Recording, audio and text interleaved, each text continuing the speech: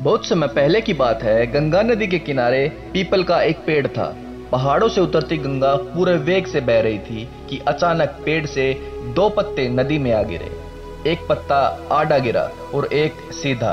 जो आड़ा गिरा वह अड़ गया, कहने लगा, आज चाहे जो हो जाए मैं इस नदी को रोक कर ही रहूंगा, चाहे मेरी जान ही क्यों न चली जाए, मैं इसे आगे नहीं बढ़ने दूंगा।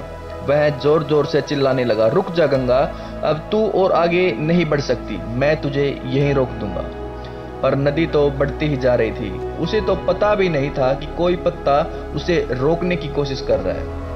पर पत्ते की तो जान पर बनाई थी। वो लगातार संघर्ष कर रहा था। नहीं जानता था कि बिना लड़े भी वहीं पहुंचेगा जहां लड़कर थक कर हार कर पहुंचेगा।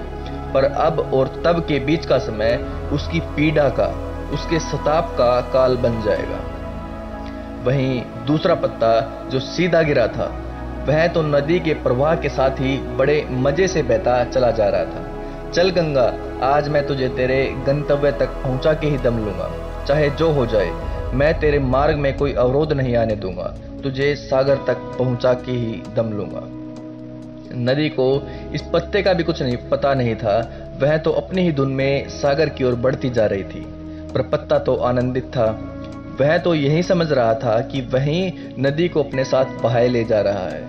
आड़े पत्ते की तरह सीधा पत्ता भी नहीं जानता था कि चाहे वो नदी का साथ दे या नहीं, नदी तो वहीं पहुंचेगी जहां उसे पहुंचना है। पर अब और तब के बीच का समय उसके सुख का, उसके आनंद का काल बन जाएगा। जो पत्ता नदी से लड़ रहा है, उसे रोक रहा है, उसकी जीत का कोई उपाय संभव नहीं है। और जो पत्ता नदी को बहाए जा रहा है, उसकी हार का कोई उपाय संभव नहीं है। व्यक्ति ब्रह्म की इच्छा के अतिरिक्त कुछ कभी कर नहीं पाता है, लेकिन लड़ सकता है, इतनी स्वतंत्रता है। और लड़कर अपने को चिंतित कर सकता है, इतनी स्वतंत्रता है, इतना फ्रीडम है। इस फ्रीडम का प्रयोग अब आप सर्वशक्तिमान की इच्छा से लड़ने में कर सकते हैं। और तब जीवन उस आड़े पत्ते की जीवन की तरह दुख और सताप के अलावा और कुछ नहीं होगा। या फिर आप इस फ्रीडम को ईश्वर के प्रति समर्पण बना सकते हैं और सीधे पत्ते की तरह आनंद विभोर हो सकते हैं।